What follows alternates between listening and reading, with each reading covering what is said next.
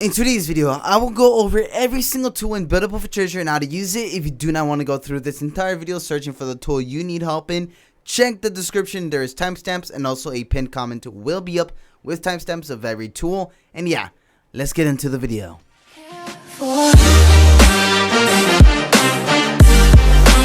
I'll be Hello everybody and welcome back to another video. So, something I haven't done for a long time is a how-to tutorial, and in today's video I will be going over every single tool in Buildable for Treasure. If you do not want to see or go through everything, I will be leaving timestamps of every tool's tutorial. Let's get started. So, the first tool, and yes, I'm going to go over every single tool, is the placing tool. The placing tool is pretty simple to use. All you need to do is just click it and place. It also allows you to do many things like rotate. For an instance, if you want to rotate your chair, you usually use these up arrows, the arrows that are here on top, to rotate. So you click these to rotate here, and you click the up arrow to change the position of how it's going to be facing, usually like up, down, left, right. You can also do many things like this. Plus, clicking this little plus sign here allows you to do or change the rotation angle of it. So if I want to get a certain, let's say 45-degree angle, I can go like that. Also, clicking the little flash or the little lightning symbol, it also allows you to not be placing a bunch of things like this unless you click the check mark on top. So the move tool also allows you to get a little bit more specific on your placing. So if you want to move it a little bit more or get a better placement, use the move tool to easily decrease here and just go like that. The merging level is usually used when you're placing blocks together, meaning if you do not want them all to connect, or if you only want some to connect, you will turn it to yellow, or if you want none to connect, you will turn it to red. And if you want them all to connect, is the green tool. This is usually useful for beginners who don't have the skill tool and want everything to connect together, so they can just paint it all in one. Also on top, there's a anchor block. This allows you to turn off the anchor mode of something, which very confusingly, if you have anchor on, I would believe an anchor keeps everything down, but I guess it means keep it in place. If you turn off or click it here and turn off the check mark, that means that anything that is unanchored now will just fall. But if you have anchor mode on, that means it will just stay on top like this and it will not fall. The next tool we're going to go over is the delete tool. This tool is really simple to use. All you need to do is just select the thing you want to delete and just delete it by clicking the top check mark, just like this, like that, like this. Easy peasy, lemon squeezy. Now the paint tool is probably one of the easiest, but somehow a bit complicated tool now. So let's place a block for an example. This will be our little painting block, which if you can tell here, I'm going to move this like that and it's placed down. Let me delete this. So the paint tool is actually nice and simple to use. All you gotta do is click it and paint whatever you want color. You gotta select the little hexagon here to change the color of what you want to paint. So just, you can easily go through this. You can also click the more section here. You can mess around with the saturation or value of it to get very unique and awesome colors. Also, it allows you this little cool feature where you can match the colors of other blocks. Let's say I'm gonna go like this.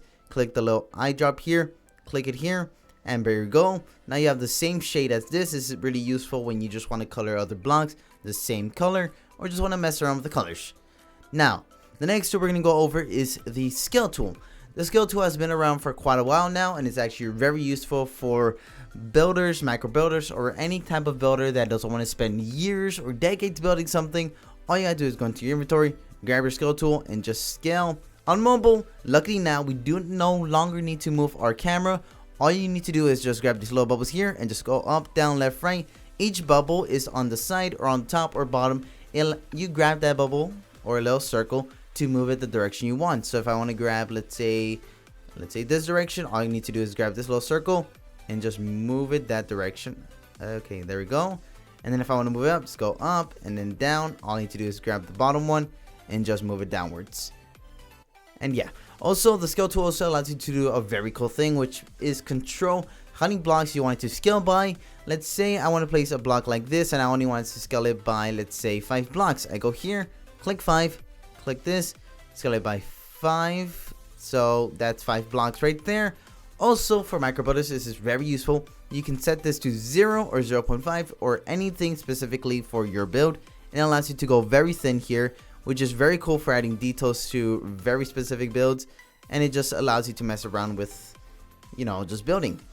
And now the next tool, which is probably one of the more complex tools on mobile or anything else, in my opinion, is the screwdriver. This is one of the most important tools you'll ever buy in Biddable, in my opinion. It allows you to do so many crazy things, as in, if you see transparency down here, what that means is you can practically turn any block invisible, and due to some recent updates, we can turn every block invisible except for some exceptions like the magnet, where the magnet force field is showing, or the springs, or the jets where the trust showing. Only some things like that, but so far practically everything is visible. So all you gotta do is set here. The higher you go of transparency, the more invisible it's gonna get. As you can tell, it's now here. But if you don't want that to be on your way, all you need to do is click collision, which means that now you can move through it without it impacting you or any other player. So you can easily walk through here.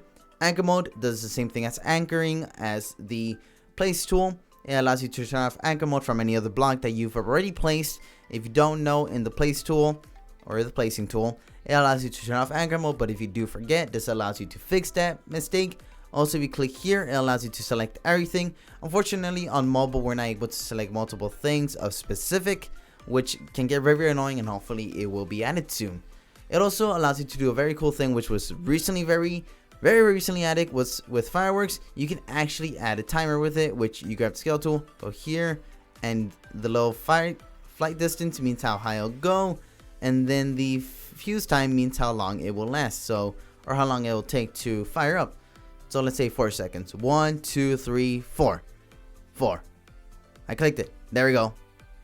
Yeah, so it's very useful, which means you can do a bunch of tricks like set up traps or a lot of other things, which still is yet to be discovered in Biddable for Treasure. Now onto the binding tool, aka the wrench tool, is probably the most complicated thing and annoying thing you can ever get in Biddable for Treasure, but I do recommend getting it because it is helpful for a bunch of complicated builds or mechanics.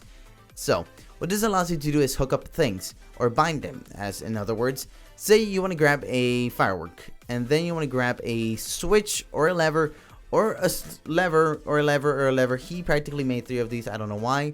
So as you can tell right now, they're connected, but if you don't want them to be connected, what you need to do is grab your binding tool, select the main thing, and then select here, and it will be unbinded.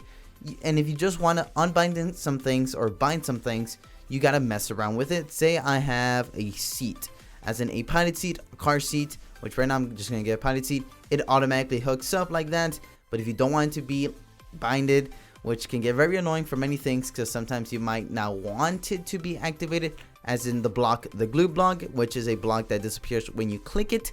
It will immediately disappear once you clicked this. As you can tell, it sets it off. It's practically a very expensive fancy switch, which can get very frustrating sometimes when you just want to drive or fly with it and it ends up activating everything. So what you need to do is, let me just place a glue block like that, as we did with the switch. Just click here and like that. And if you want to bind something, let's say, all right, if you want to bind it again like that, all you gotta do is select it again and go like that. You want to bind multiple things, just click that again, or click the thing that you want to be binded, click there, and multiple things can be binded to one thing. You can see the trails. That means once you see the trails, it will be connected. And yeah, that is every single tool in Biddable for Treasure explained. And if you did enjoy this video and you want to see a laptop version of this, since the bind tool on laptop is way different and many other features on laptop are completely different, let's try hitting 500 likes. I'm only going for 500 likes because I know I'm gonna have to try to learn binding on laptop. And yeah, if you did find this helpful, please consider sharing with a friend or just dropping a like or subscribing. If you want to see more series like this where I go over how to do things like how to beat something, how to find something, how to build something, make sure to drop a like, subscribe, turn on post notifications. I hope you all enjoyed. Peace out, everybody.